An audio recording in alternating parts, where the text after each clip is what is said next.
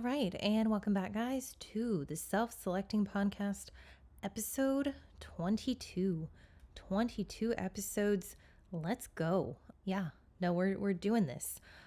First of all, if you are new to the podcast, thank you for being here. Do me a quick favor. Go ahead and leave me a rating. Leave me a review. Whether you are here from Spotify, Apple Podcasts, YouTube, like, comment, subscribe. Commenting really helps the algorithm. I appreciate it in advance because I know you guys are going to do that. Thank you. I'm really glad to hear that y'all liked the episode with Lacey. Really enjoyed that conversation. That was really nice. And I have a few other guests coming on in July. I think y'all are going to really enjoy that as well. But don't worry. The solo episodes, they are not going anywhere. It's not going to be one of those things where it's just me and someone else here on in.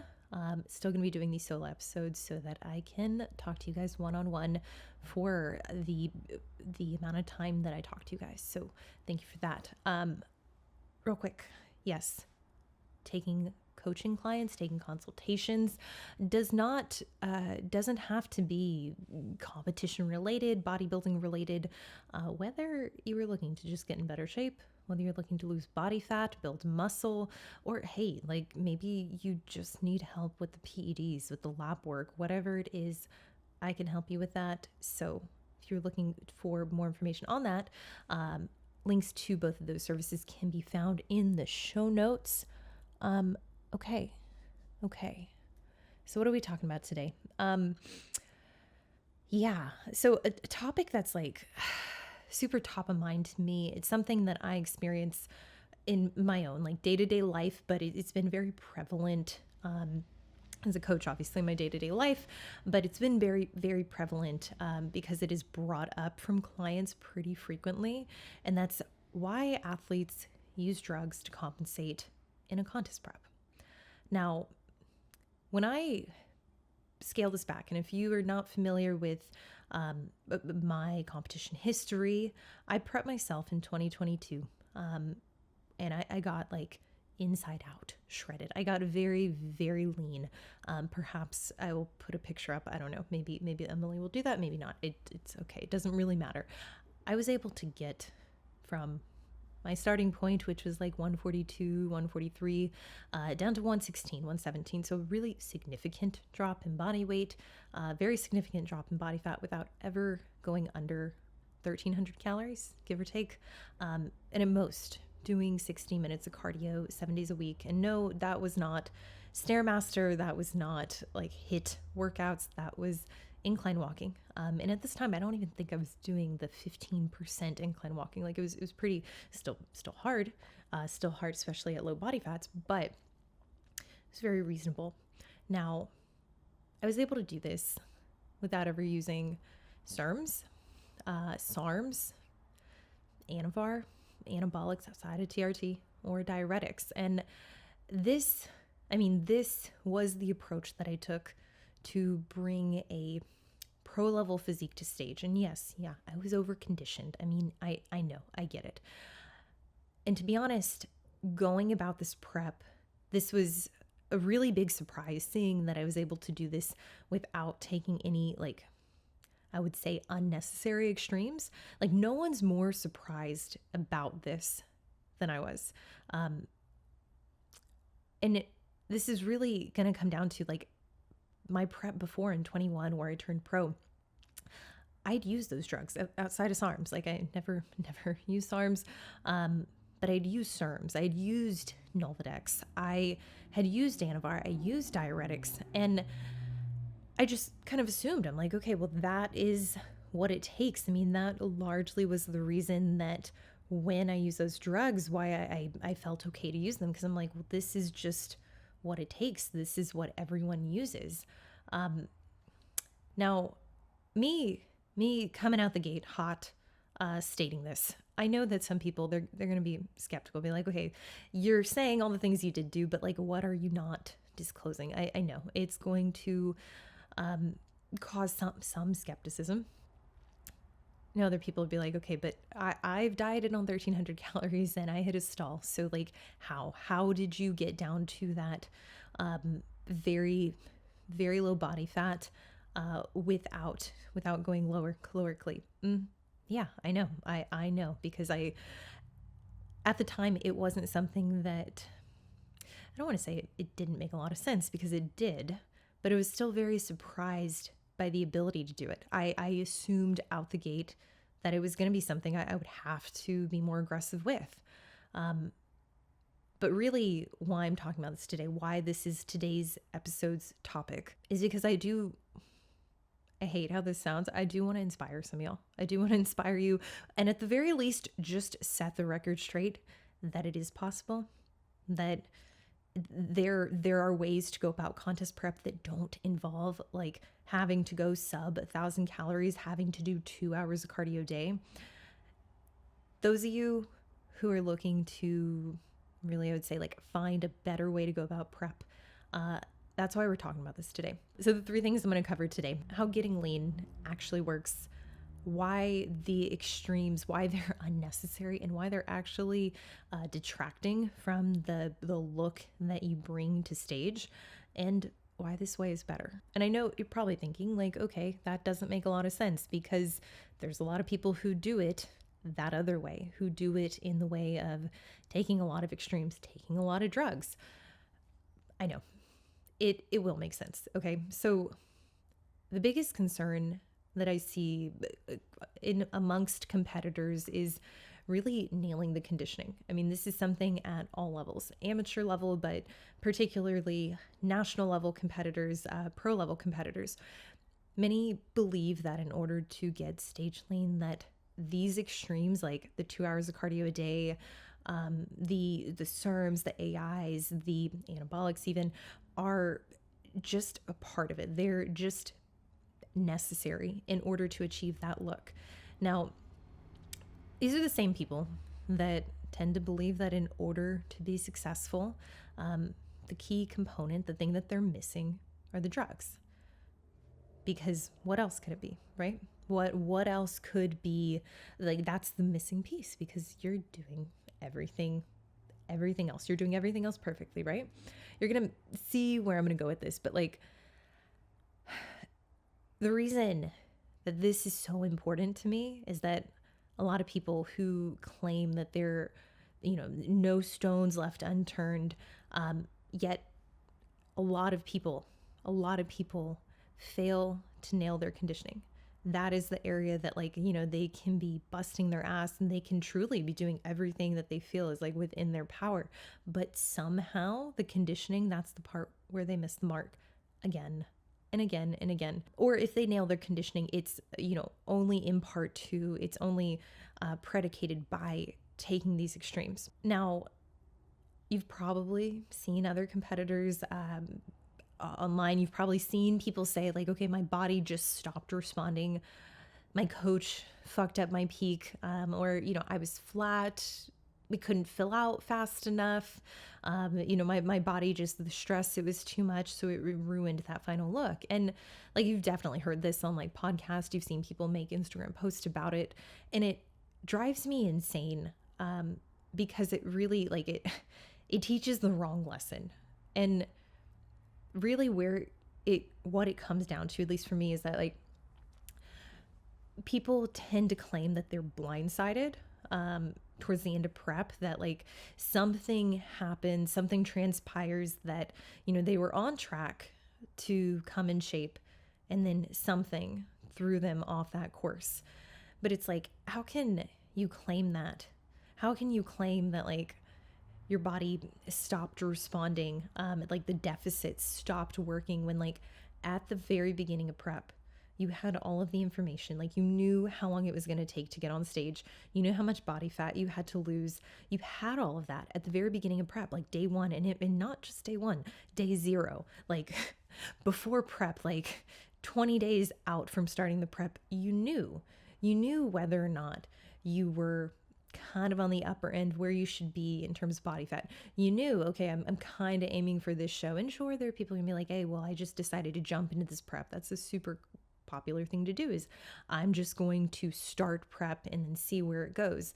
But at the very beginning, minimally the first day of prep, the first week of prep, like you have the starting weight, you have the number of weeks until the show and like the weight that you need to lose relatively. And yeah, of course, like there's a discrepancy at times. There was a discrepancy during my prep around like, okay, what is my final stage weight? Because I've never been stage lean. So previously the stage weight that I've hit, that might not be low enough. Maybe I do need to overshoot. And that's ultimately what I did, is rather than just say, okay, I'm going to hit 122, 123, I was like, fuck it. Like, let's subtract another 4 pounds off of that just in case. Because when you really think about it, like, okay, if you've never been stage lean, even if you added more muscle since your last prep, your last time on stage, it's unlikely you were off by just like 1 pound. And if you were, okay, great. But overshooting, like building in having a higher expectation or standard for you to hit, in this case, a lower weight that you need to be come show day, all that's going to do, like best case scenario, that puts you in a position where you're ready early. Like, let's say you do hit the same stage weight that you hit previously, but you have more muscle this time. So it actually works out in your favor because, hey, you've got extra weeks. That's not a bad thing.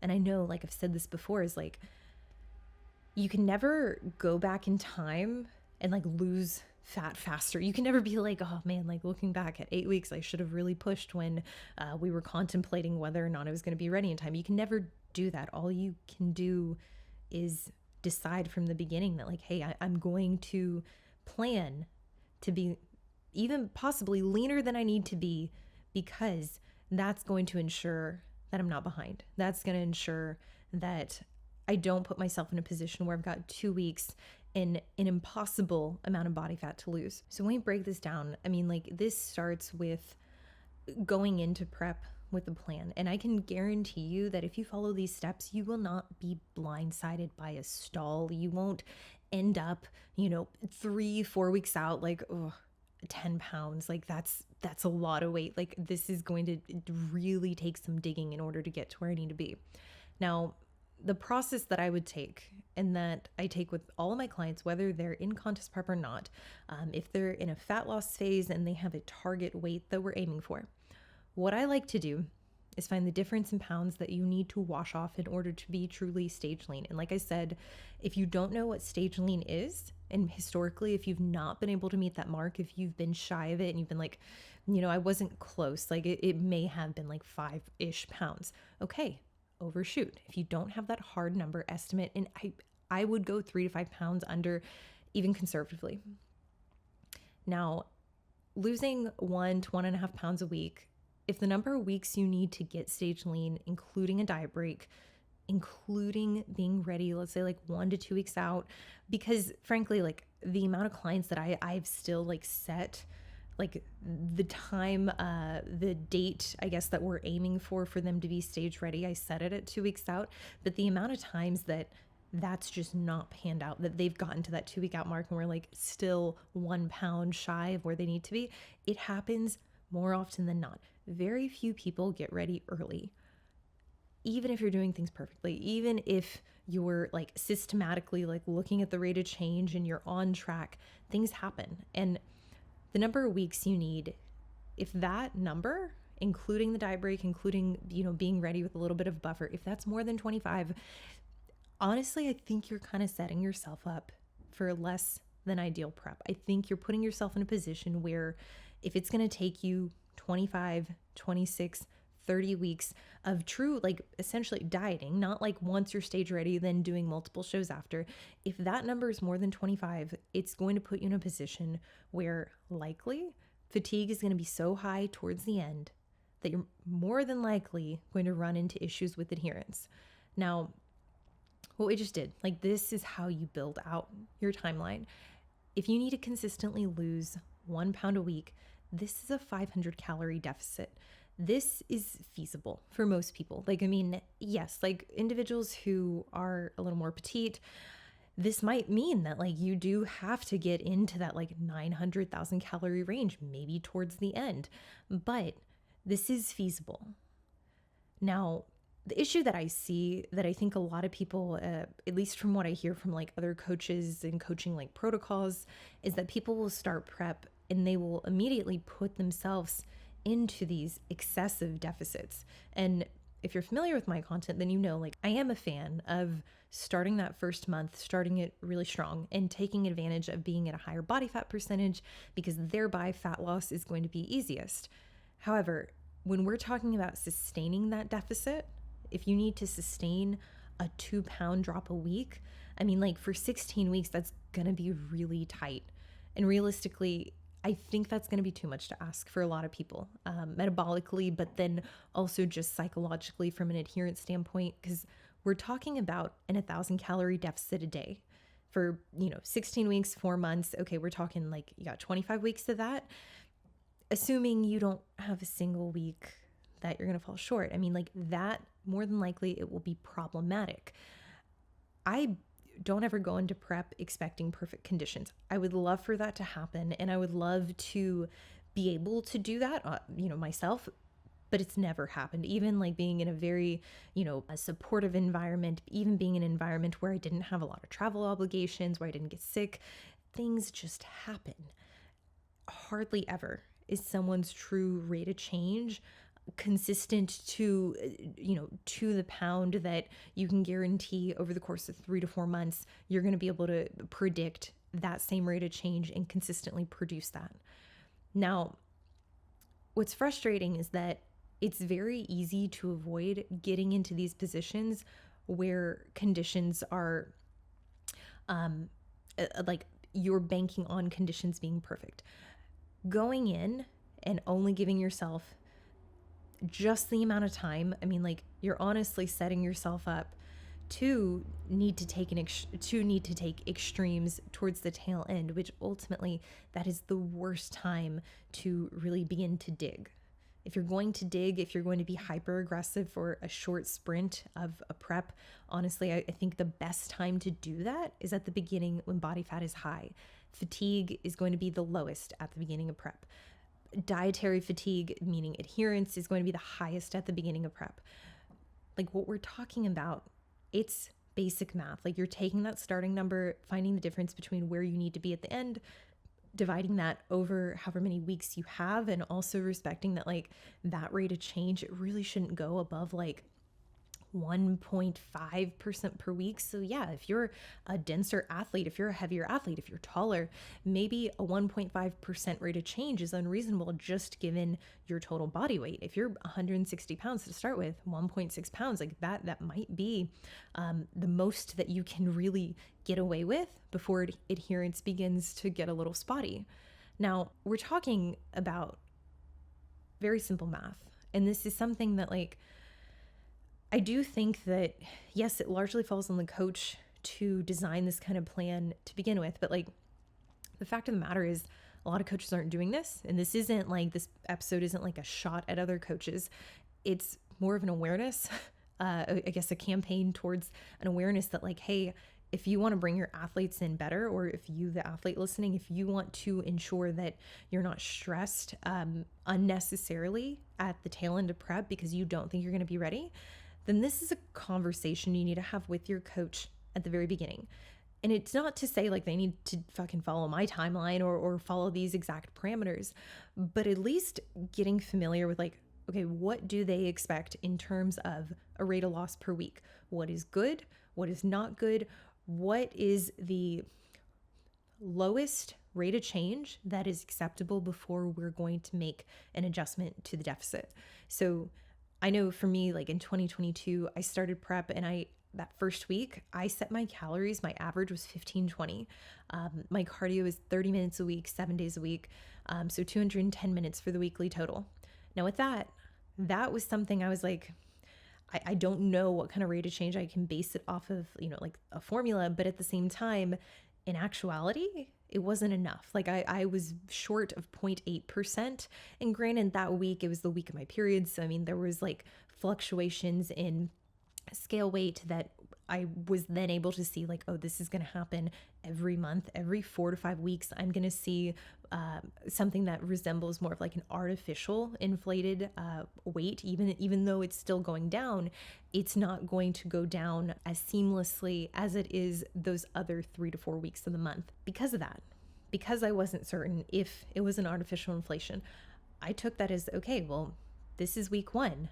Now I'm behind. I'm already falling behind. So my options are to write it out 1 more week, or I can adjust calories. I can move them a little bit lower and put myself in a position to where ultimately, if I'm wrong, if this is an artificial inflation, well, then next week my drop should be that much higher.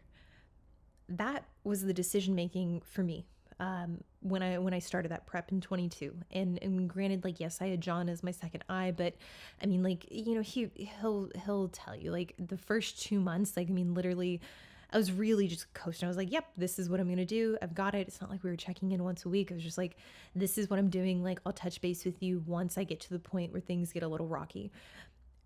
This decision making for the athlete, I know that it can be incredibly hard, and it can be hard if you have a coach in a more traditional sense where you're checking in with them every week, but it is on you. It's on the coach, yes, but like I do want to encourage like the athlete. I want you to advocate for yourself. If it feels like the rate of loss is slower and you can have the foresight to at least look ahead and be like, you know, if I don't make a change right now, well, this is now debt I'm going to have to pay off later. At some point during prep, maybe I'll have a week where I drop more than we're anticipating, but more than likely, if the target rate of change is already on the higher side, that's less probable for that to happen. Advocate for yourself. Have that conversation with the coach and let them know, like, hey, I'm in a position where I can push a little bit more.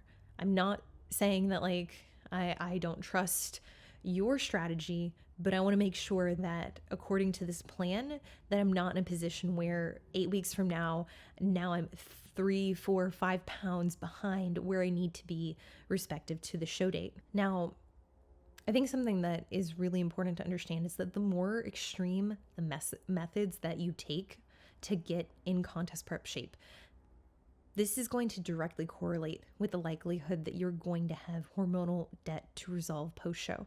And granted, like, the minimum buy-in to do a prep is hormonal dysregulation, yes, but that's not to say that just because you expect to be dysregulated, that you're going to go ahead and dig that hole deeper than necessary. And that's really the message that I want to put out with this is like, a lot of people, not just hormonally, physiologically, as well as psychologically, they are going to struggle post-show and are more than likely going to have a tougher time than they need to have coming out of that fat loss phase, coming out of the contest prep, if they're taking extremes that are unnecessary.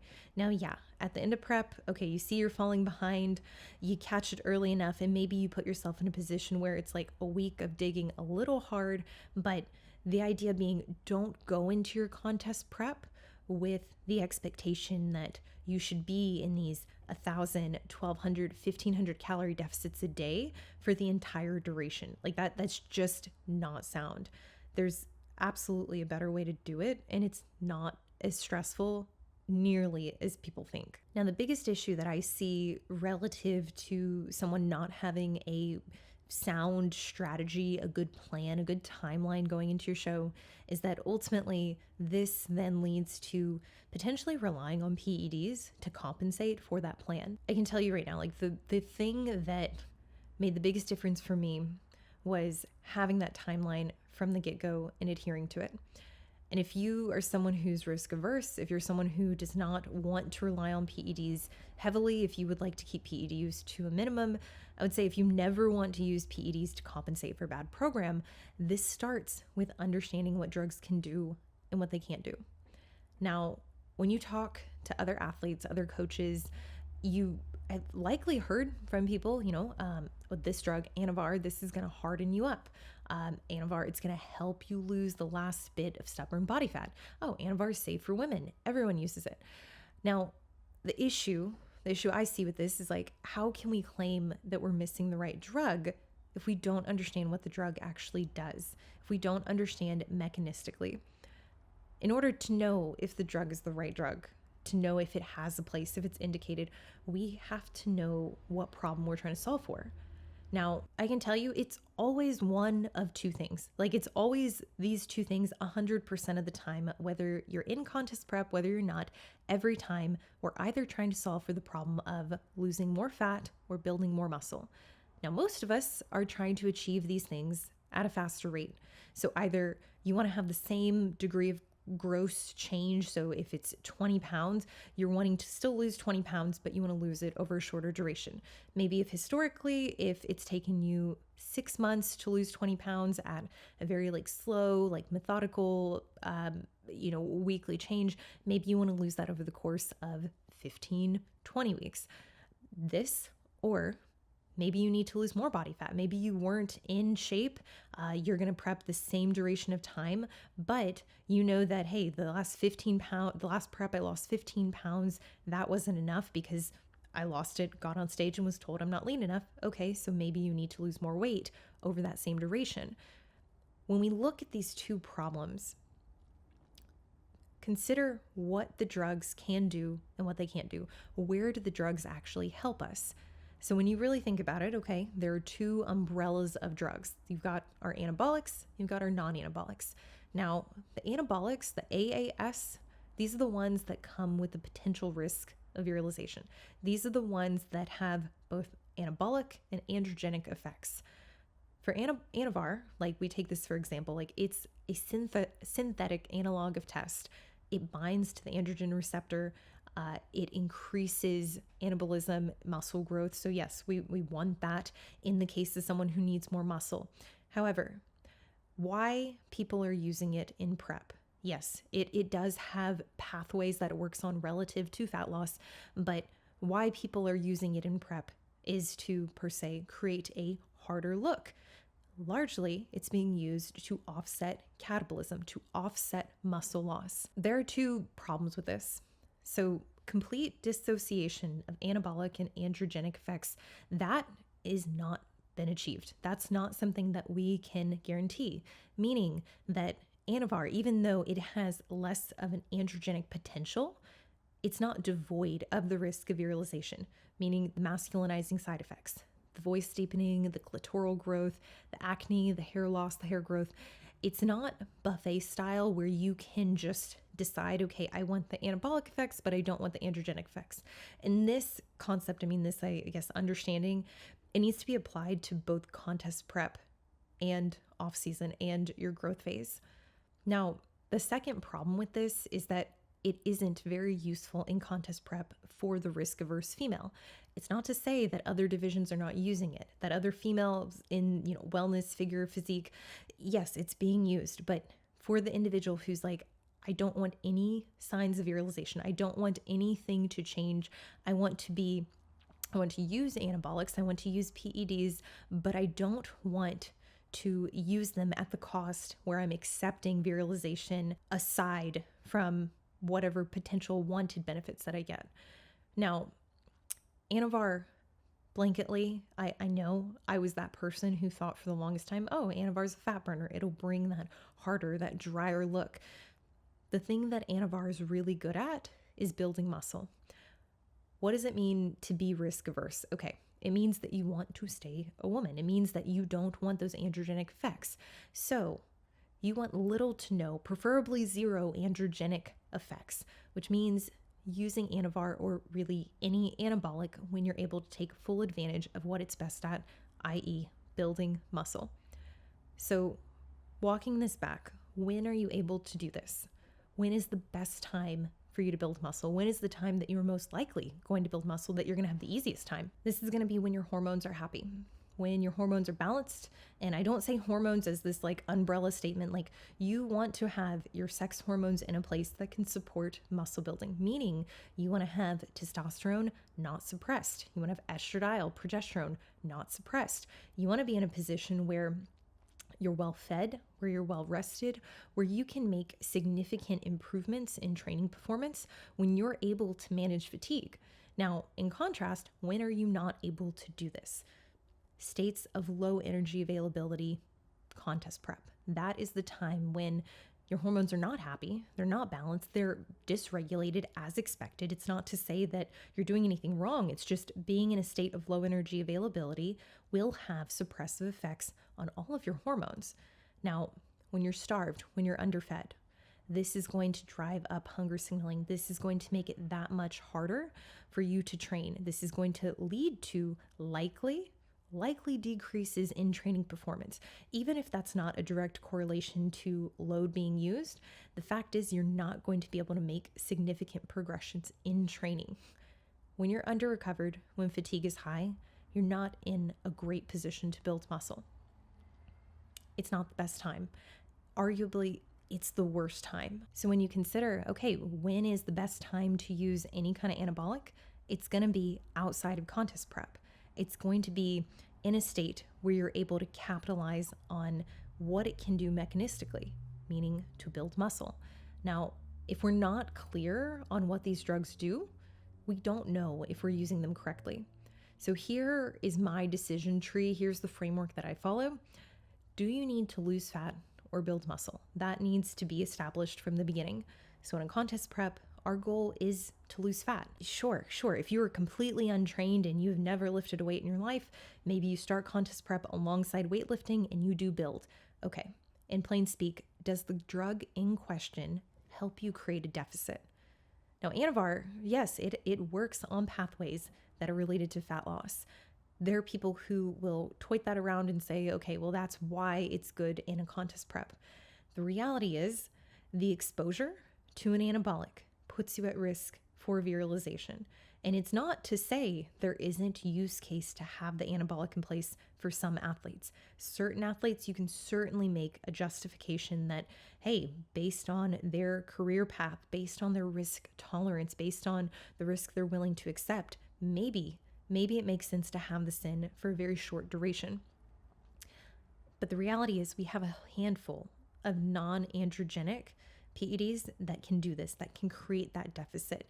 Yet many are convinced, many believe that the anabolic, putting it in place in prep, that's the key component. That's why they're not getting lean enough. That's why they're missing the mark. Now, I think maybe this comes from a place of feeling nervous, feeling like they might be under-muscled or not lean enough. But in reality, the Anavar, the Primo, the Masteron, it's going to largely offer anti-catabolic effects in that phase, but at a very high cost. They're not going to work in allowing you to create a significant amount of a deficit. Sure, they're going to drive training performance and they're going to offer cosmetically, you could say, an improvement in the look.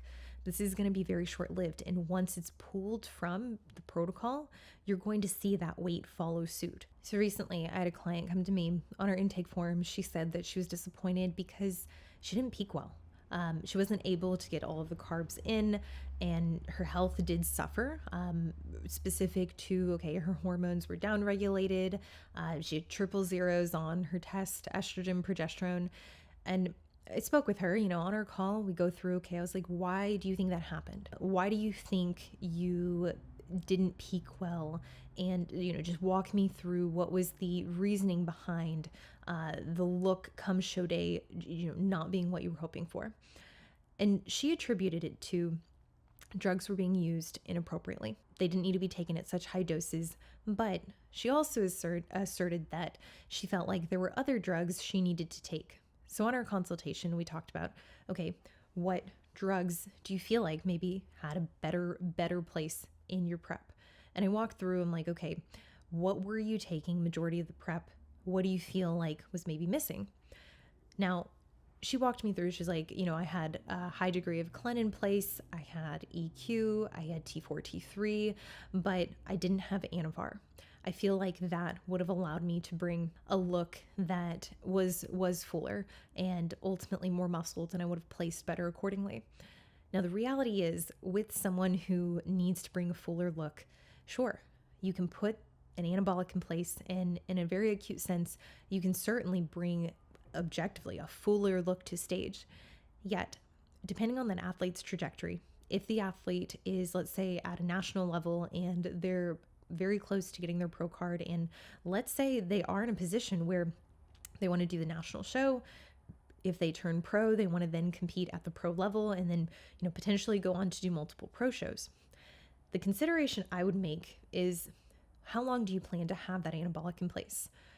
I think for a lot of people, they get caught up kind of in the rings of, well, I'll have it in place as long as I need it because whatever it takes, right?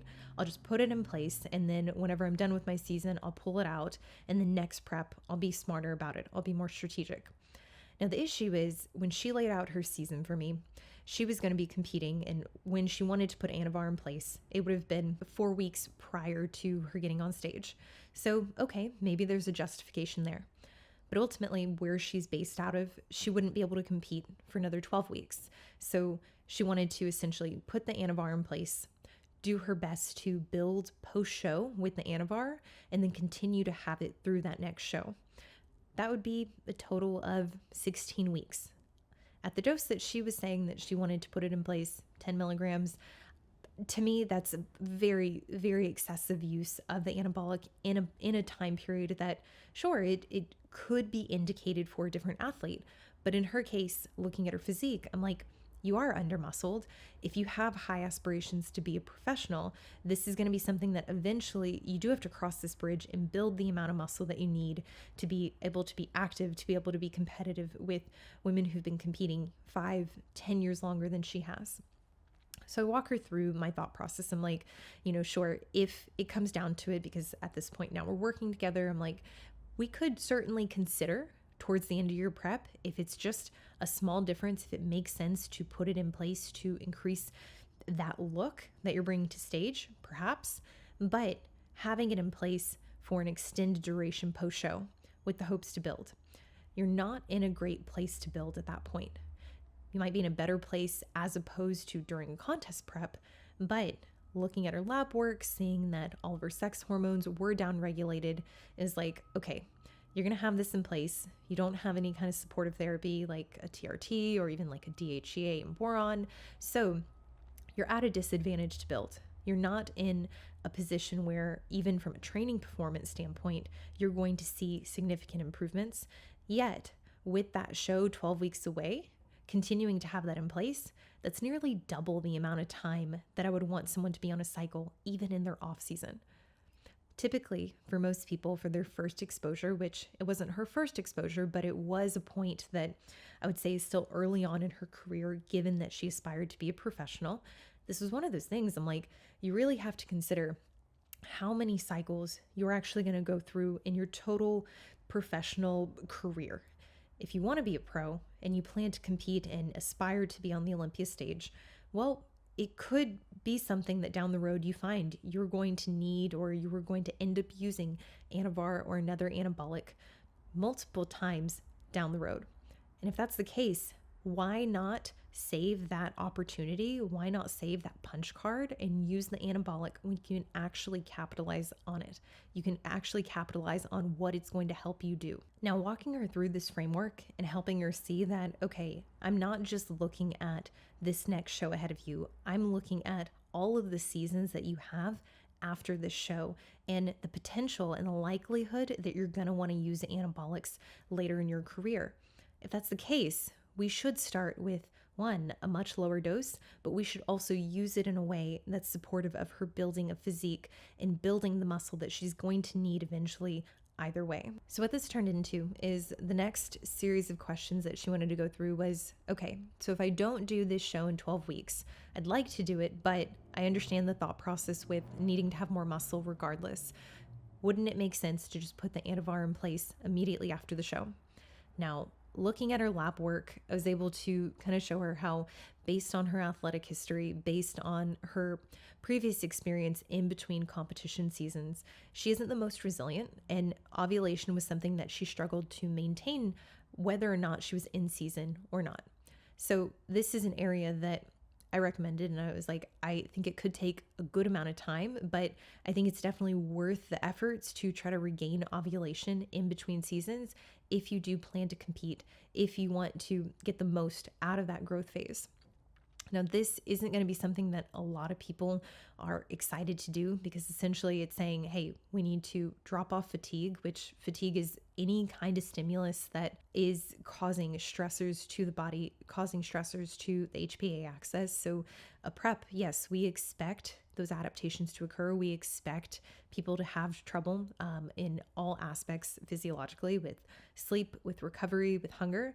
But being able to spend a necessary amount of time in a state where we can undo those dysregulations, that ultimately is going to be the best bet in terms of naturally restoring the HPA axis. And yeah, you can have supplements in place, and we can do other things that promote that restoration, or that, I guess, re-regulation of your hormones. But ultimately, it is going to come down to your individual response to being in that state. Now, for her, she had been dieting for an incredibly long season, and she'd been coming off back-to-back seasons over the course of several years. So what I explained is, like, if we're going to intentionally try to grow, and if we're going to do what we can prior to putting in the anabolic, this could take several months at this point. It could take 6, 8, 12 weeks before we see any kind of indication that ovulation is restored. Once we get some kind of indication that you're in a position where hormones are returning to at least somewhat of a baseline, from here, we can then determine what needs to happen in order to facilitate more growth. I think a lot of people fall into this trap that they look at the final product that they bring to stage, they look at the physique, and they assume that there is a lack of a PED, there's a lack of a drug that ultimately would allow for a better look, when in reality, it either is those one or two problems that we're ultimately trying to solve for, which is you needed to be leaner or you needed to have more muscle. Now, for the individual who needs to be leaner, this is definitely something that if you have the runway, if you have the bandwidth, you can certainly try, and you can set up that following show, that second show, I guess, and you can say, okay, well, we're going to dig and we're going to try to bring a better physique. However, if the problem is that you need to have more muscle, if the problem is that you're not dense enough, I mean, this is really something that ultimately is going to come down to spending time outside of a contest prep, especially if you're talking about someone who needs 6, 7 more pounds. And I know for a lot of individuals, they, can kind of fall into the fantasy of thinking, okay, I can build a pro level bikini physique in 1 or 2 years. And sure, that very well might be the case, depending on the muscularity that you're starting with.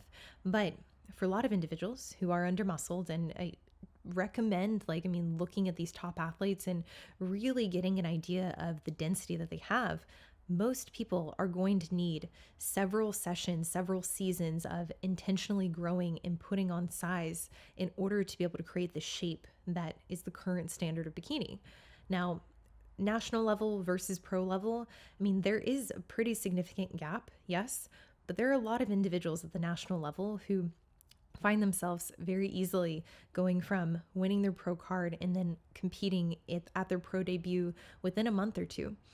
Ultimately, this is going to be determined by how much muscle you have. And if you're using PEDs in a way to bring a fuller look to, let's say, your regional level or your national level show, with the hopes that, hey, I'm just going to have to continue to use that anabolic in order to sustain that look, you're setting yourself up to have that anabolic in place likely longer than it should be. In turn, I would rather someone, if you want to do your pro debut, you want to test the waters, see where you stack up, by all means, go for it. But it still comes back to, if you need more muscle, that's only going to happen by actually adding the tissue. And more than likely, it's not going to be something that you're going to be able to do in any significant magnitude when you're in a fat loss phase, but more specifically when you're in a contest prep. Now, the part that I don't want to gloss over that I mentioned at the very beginning of the podcast was the use of SARMs, the use of diuretics in order to bring that stage-ready look. This is something that I think is oftentimes just over glamorized and made to seem like a solution to a problem that you don't actually have. A lot of people in the sport, within bikini, within the female divisions, and yes, the upper divisions, will selectively look at something like a diuretic or a SARM and be like, okay, well, this athlete, they have thicker skin. This is going to be the solution to bring them in proper condition. I can tell you historically, like I've used both Nolvadex, I've used diuretics. Yeah, diuretics, they will reduce the amount of water on your frame. And certainly that's something that oftentimes is used to compensate for a lack of conditioning, meaning the body fat is too high. So in turn, the coach or the athlete might suggest or consider that, okay, a diuretic might help bring a more favorable look to stage. Ultimately, I think this is the wrong decision. And I think it's something, again, within the realm of bikini, within the realm of female athletes who are looking to use PEDs, use supplements appropriately.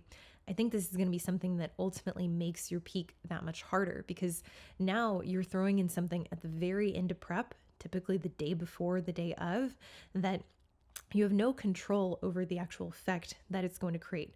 The look that you're going to have diuresed is going to be highly variable and dependent on how much water is actually on your frame.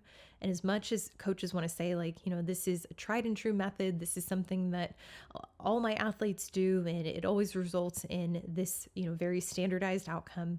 You are not smarter than your body. Your body will hijack whatever supplements you put in place. And specifically, when we're talking about the RAS system, it's like, okay, so you're going to put some diazide in place with the hopes that you only lose water from the areas that you intend to lose from.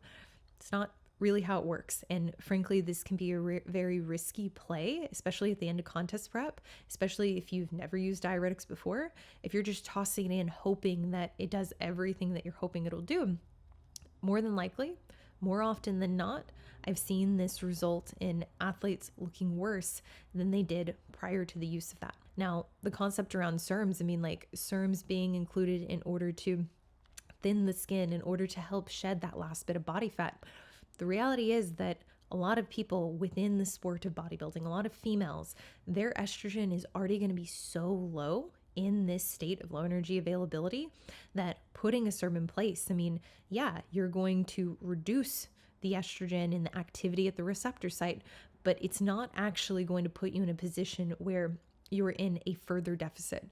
And if high estrogen is an issue and it's something that you need to modulate, you have over-the-counter options that are much less harsh that can help do that. But even then, I wouldn't consider doing this in a contest prep unless you're doing it in a very systematic way. You can look at things like DIM, calcium glucarate, that will ultimately take estrogen, break it down into a form that is much easier for the body to metabolize. But it still comes down to the estrogen itself is not the reason that you're not able to lose body fat. It's the actual deficit that you're in. The deficit needs to be greater. Yet, what I tend to see is that individuals will put these in place with the hopes that it will drive up a greater deficit. I know that there's a lot of information out there. I know this was a lot of information, but I do hope it's helpful. I know that there are a lot of individuals who will argue and say, nope, this is what all my clients use. This is tried and true. This is the way that you bring in very crispy detail and lines to the physique towards the tail end of prep. It's not what I've seen to be true. It's not what I've seen to be the case. And I think it's really deplorable to have these things in place, particularly in the instance where you're doing the least to plan for the athlete and to set them up for success relative to their conditioning. I hope this was helpful. I hope you enjoyed it. Definitely let me know what you think in the comments below. As always, thank you for watching, and I will see you in the next one.